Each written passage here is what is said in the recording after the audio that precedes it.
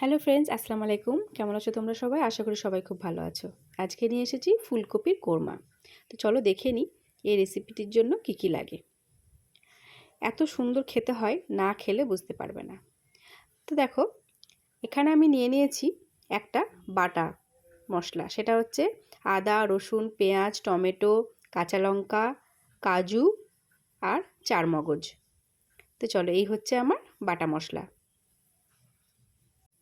আর এখানে নিয়েছি ফুলকপি আর আলু।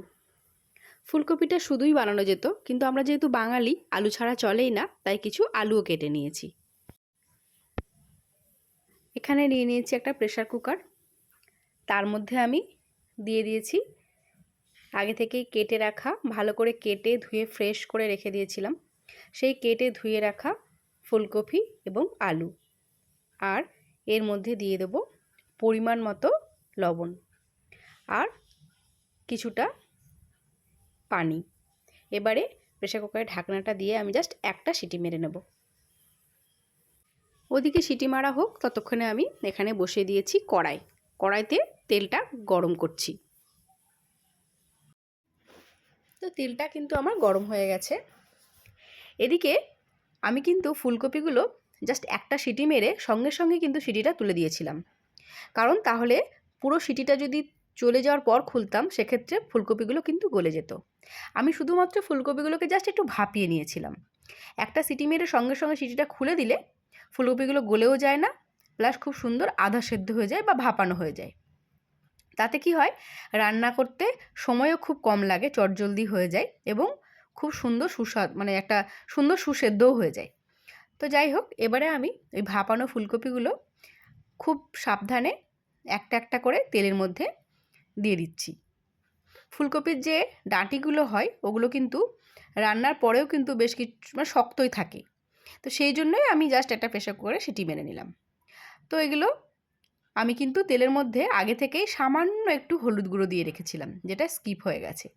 তো তোমরা যখন তেলের মধ্যে ফুলকপিগুলো ভাজা করবে, তখন কিন্তু তেলের মধ্যে সামান্য একটু হলুদ গুঁড়ো দিতে ভুলবে না।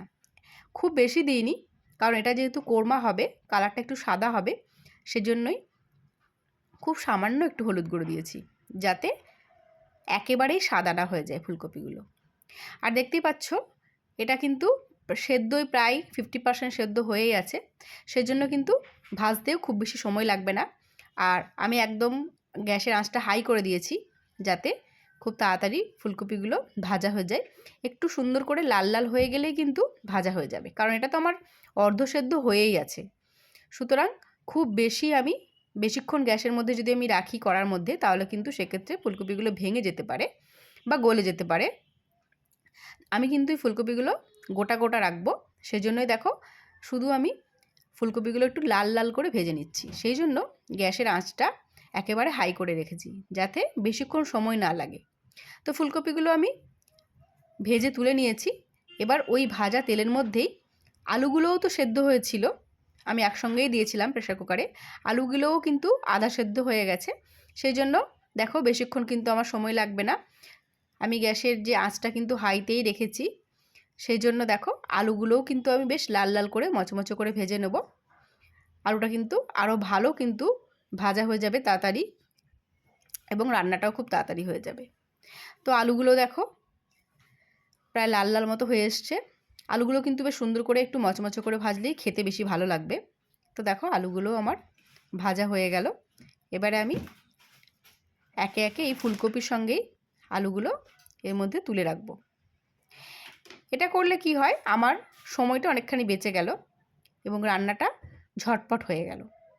আর এতে কিন্তু প্রেসার কুকারে সিটি মেরে যে রান্নাটা করছি, সেটার জন্য কিন্তু স্বাদের কোনো হেরফের হবে না, বরং উল্টে টেস্ট আরও বাড়বে, আরও খেতে ভালো হবে। তো চলো, যে এবারে অবশিষ্ট যে তেলটা আছে, ওই তেলের মধ্যেই আমি এবারে পুরো রান্নাটা কমপ্লিট করে নেব।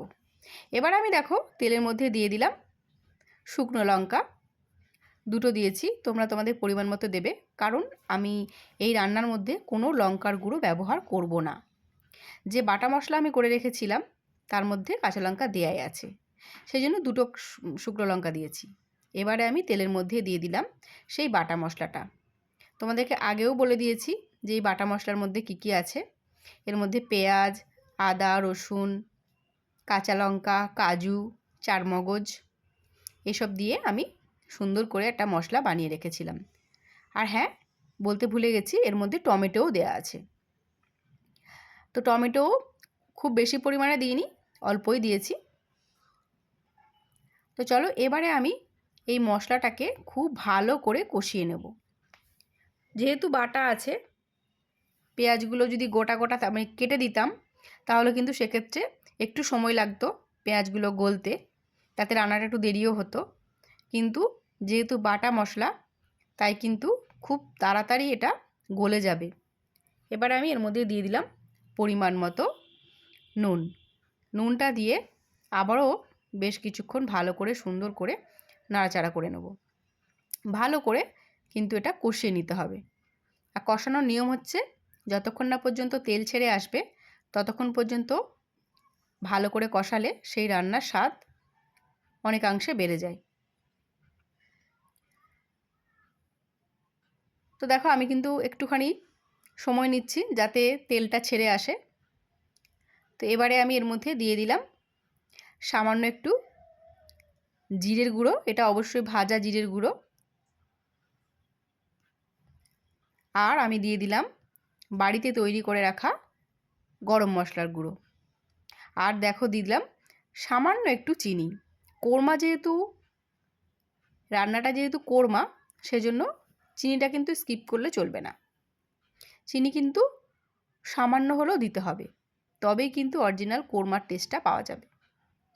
তো চলো, মোটামুটি মশলা সব দেওয়া হয়ে গেছে। এবার আমি বেশ খানিকক্ষণ খুব সুন্দর করে কষিয়ে নেব। তো আমার আস্তে আস্তে দেখো ধারে ধারে একটু একটু করে তেলটা ছেড়ে ছেড়ে আসছে। তেলটা একদম যখন পুরো তেল ছেড়ে যাবে মশলাটার থেকে, ততক্ষণ পর্যন্ত কিন্তু আমি এটাকে সময় নিয়ে ভালো করে একটু রান্না করব, যাতে পুরো মশলার থেকে তেলটা ছেড়ে আসে। তো অলমোস্ট আমার কষানো হয়ে গেছে। এবার আমি এর মধ্যে দিয়ে দেব আগে থেকেই বের করে রাখা নারকেলের দুধ। এই কোরমাতে কিন্তু নারকেলের দুধটা মাস্ট। এই নারকেলের দুধের জন্যই কিন্তু ফুলকপি কোরমাটা খেতে ভীষণ টেস্ট হয়। তো দেখো নারকেলের দুধটা আমি দিয়ে দিয়েছি। এবারে আমি খুব সুন্দর করে আরও কিছুক্ষণ রান্না করে নেব এবং ভালো করে মিশিয়ে নেব। এবারে আমি এর মধ্যে দিয়ে দেব আগে থেকেই ভেজে রাখা ফুলকপি এবং ভেজে রাখা আলু। তো দেখতেই পাচ্ছ কালারটা কিন্তু খুব বেশি একদম লাল হয়ে যায়নি, যেহেতু আমি এর মধ্যে দিইনি, লঙ্কা গুঁড়ো দিইনি।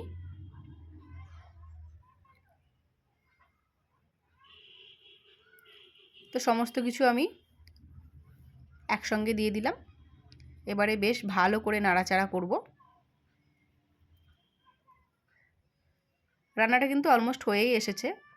যেহেতু সব সেদ্ধ করা ছিল, আবার সেগুলো আমি ভেজেছি, সেজন্য খুব বেশি সময় লাগবে না। ফুলকপি কিন্তু শীতকালে আমরা প্রায়শই রান্না করে থাকি। শীতকালে কিন্তু ফুলকপি একটা প্রধান একটা সবজি আমাদের বাড়িতে সবার থাকে। ফুলকপি রোজকারই বলতে গেলে বাড়িতে আমাদের ফুলকপি আসে। তো রোজ রোজ ফুলকপি আলু মাছের তরকারি বা ফুলকপি এমনি নিরামিষ তরকারি আমরা রেগুলারই করে থাকি। মাঝে মাঝে একটু স্বাদের বদল করলে বেশ ভালোই লাগে। তো সেই জন্য আজকে ভাবলাম আজকে আর ফুলকপির অন্য কোনো রেসিপি নয়, আজকে ফুলকপির কোরমাটাই করব। তো চলো এটা আমি কিছুক্ষণ এবারে ঢেকে দেব। এবার আমি কিছুক্ষণ পর ফিরে এলাম। দেখো ঝোলটা একদম গামাখা গামাখা হয়ে গেছে, দেখতেই পাচ্ছ। আমি কিন্তু খুব বেশি ঝোল দিইনি, অল্পই দিয়েছিলাম।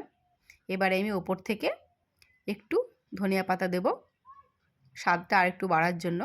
আমি কিন্তু ওই যার মধ্যে নারকেলের দুধটা ছিল যে বাটির মধ্যে, সেটা ধুয়ে একটু জল দিয়েছিলাম।